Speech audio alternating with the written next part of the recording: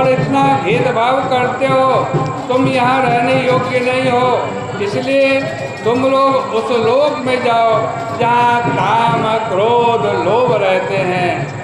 भगवान के पास आने वालों को रोकने के लिए तुम्हें यहाँ नहीं रहना चाहिए। इस प्रकार सनक सनंदन के मुख से ऐसी बात निकल गई जो वश्यम भावी थी, उनका ब्रह्म शाप निवारण हो गया, उसकी कोई रोक नहीं। जय विजय अपने मालिक के स्वभाव को जानते हैं कि वे उनकी बात नहीं रखेंगे, अपनी भी नहीं रखेंगे, वो केवल महात्माओं की बात रखेंगे। देखो एक बात और हो गई थी।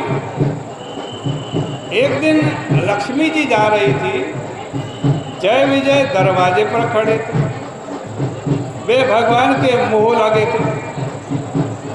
उन्होंने देखा कि देवी जी जा रही हैं।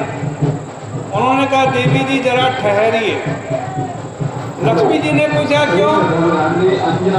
जय विजय बोले कि अभी हमारे स्वामी हमारे मालिक शयन कर रहे हैं, विश्राम कर रहे हैं, इसलिए आप बाहर ही रहेंगी, भीतर मत जाइए। इस बात पर लक्ष्मी जी को बड़ा क्रोध आया। उन्होंने सोचा ये नौकर होकर मालकिन को रोकते हैं, इनको घर से निकाल देना चाहिए। उन्होंने भगवान विष्णु जी के पास जाकर सारी बात बताई।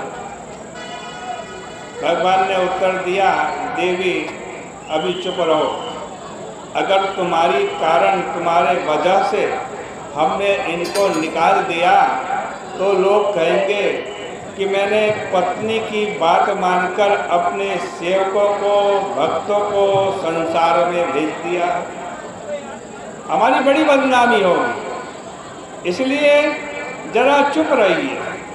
जब ये किसी संत का अपराध करेंगे तब इनको जरूर निकाल देंगे, फिर किसी को शिकायत नहीं होगी और लोग कहेंगे कि देखो भगवान कितने भक्तवत्सल हैं, कितने संत सेवी हैं। इस प्रकार एक और हमारा यश बढ़ेगा और तुम्हारी मन की बात भी हो जाएगी, भक्तों को भी बड़ा भारी आश्वासन मिलेगा।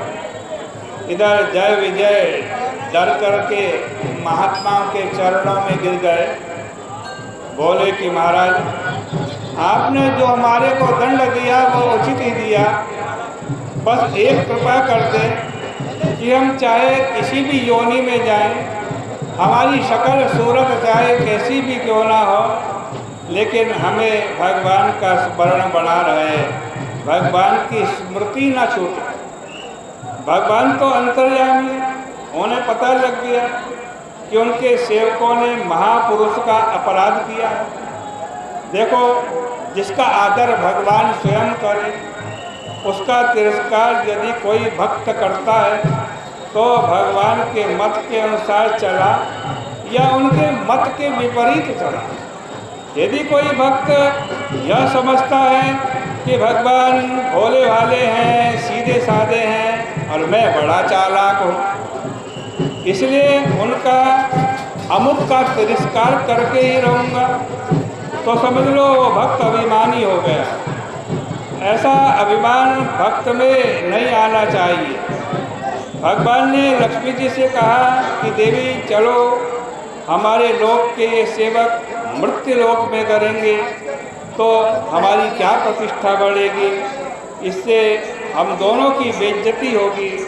भगवान लक्ष्मी जी के साथ तुरंत आ गए। उनके चेहरे पर कोई असर नहीं था। वे प्रसाद वर्षा करने के लिए उन्मुख है, अपने प्रेम पूर्ण कटाक्ष से सबको सुख दे रहे हैं। वे अपने वस्त्र आभूषण धारण किए हुए हैं।